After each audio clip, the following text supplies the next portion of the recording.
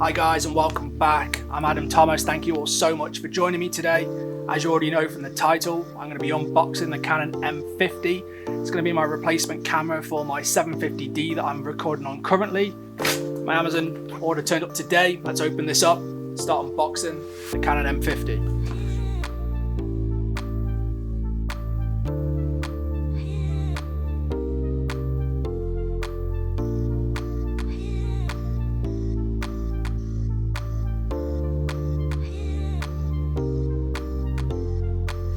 So, inside here, as you know, the lovely packaging from Amazon.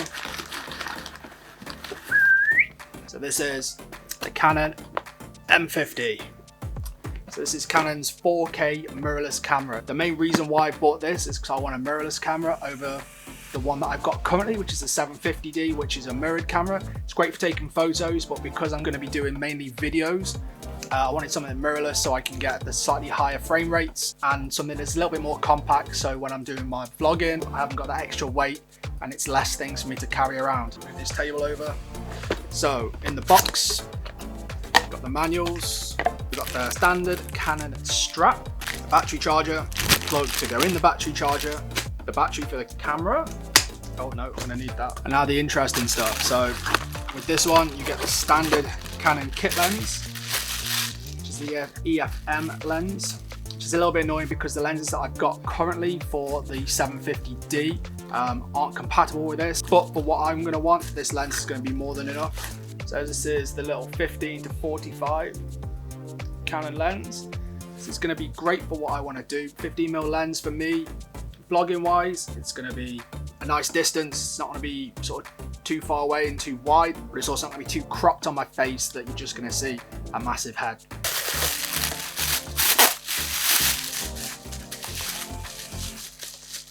Ooh.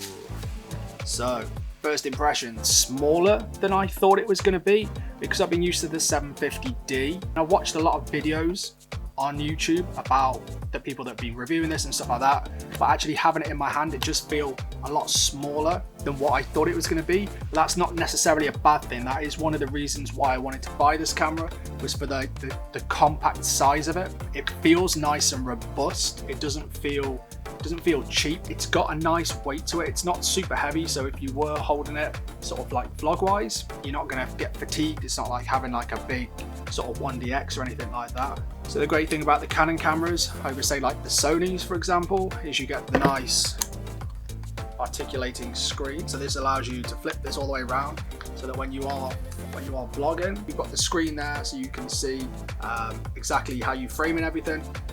Make sure that everything's in focus and you've got the right light and everything else, the right exposure. But it also means if you're going to be doing B-roll, what I tend to do is have it horizontal, so that if you're coming down and shooting some nice product stuff, you can get like a nice sort of bird's eye view. You don't have to be crouched down, you can sort of get in there, and obviously that then folds.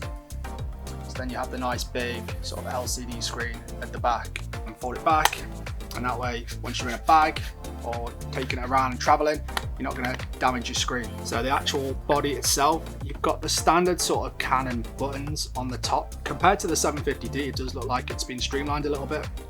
It's not quite sort of like heavy with buttons on the top, which is quite a nice thing. Sometimes you can sort of overcomplicate a body by having tons of buttons everywhere.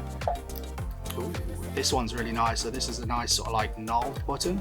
So you've got that nice sort of etching in there in the metal, which does a full sort of 360 rotation. So without having turned this on, that's potentially going to be the same as a little roller button that I've got on my 750D, which controls say like the ISO and the shutter speed and things like that. On this side you've got your HDMI port, on the other side you've got the mic port, on the bottom battery cover which has your SD card, and then obviously your tripod fixing.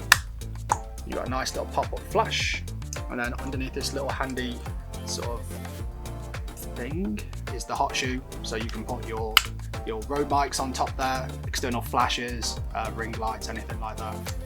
So let's bang the lens on. So again, this is the Canon kit lens that comes with it, just a 15 to 45. So you can see with the lens attached, it doesn't really change the profile too much of the camera. Weight wise, obviously it's added a little bit of weight, but still, like from like a vlogging point of view, even without having like a gorilla pod or a tripod on there, It's really nice to hold, like it sits in there, doesn't feel too overly heavy. And then with the screen out, so you're in full sort of vlogging mode, you've got this nice sort of monitor on the side. The lens just sits in your hand nice, the whole camera just feels very ergonomic. It sits in your grip really nice. It just sits nice and in the fingers. You've got this little lip on this side here which just holds onto your thumb really, really well. Let's pop the battery in. So when you first turn it on, this lens locks away, so I presume it's because once you've got it onto the widest sort of lens mode, which is the 15mm, it does protrude quite a little bit. So if I just unlock that, you can see how much that sort of sticks out now. So I presume that's to keep this nice and safe when it's in a bag. The majority of the time for me, it's just going to be on the 15mm so I can vlog and to shoot these videos. The screen, I don't know if you got to see this, but the screen is really, really nice and clear. It's really bright, and that's not on the highest sort of brightness mode. Obviously the more you use the screen and the brighter the screen is, it's just going to ditch the battery life. What I've read on the reviews, the battery life isn't great on this, but for me the 750 is not particularly great anyway. I've got 3 batteries that I use for filming, so I've got sort of one on charge while I've got one in, and then one's fully charged, so I have a rotation. So probably the next thing that I'll be getting fairly soon for this is just going to be spare batteries. I've got a fairly big SD card on here, so for me the amount of footage that I tend to do per shoot, my videos and my vlogs, the card's more than big enough. So it does shoot in 4K, but it does crop extra. So when filming 4K, if you were say trying to vlog, it is going to punch in as if you've zoomed in quite a bit. And that can be a little bit annoying, again, because you're just going to end up with a big face on the screen. You're not going to be able to see like where you are, like location wise. But 1080p, full HD is going to be pretty much how I'm going to be filming on this all the time.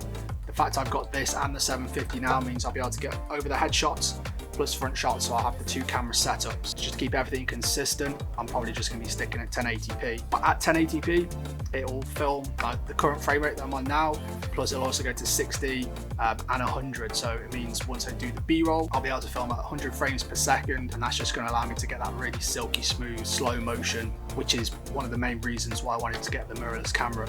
But yeah, first impressions, feels really nice. I mean, I haven't managed to have any time shooting with it yet, but everything moving forward video wise that I do, it is all going to be with this. So once I've used it for a few weeks, I'll do an in-depth review on living with this, what I found is good, what I found is bad. Hopefully everything's going to be good. Price wise, it comes in pretty good. It's not the most expensive camera you can get in the world, but it's also not the cheapest, so it sits sort of pretty well where I'm at with what I want to achieve. I didn't want to go wild and spend thousands on a camera, so this sits really nice in my budget. I'll put some links below in the description. But apart from that, that's my new Cannon M50. If you guys enjoyed the video, make sure to like it, subscribe to my channel if you're not already. Obviously, once I can get back into the studio and I start taking photos using this of my work, I'll be able to tell you how good it is. So yeah, I hope you guys enjoyed it, and we'll see you on the next video. Peace! Cause I got high hopes. Do you want the same? Cause baby, all I got is high hopes.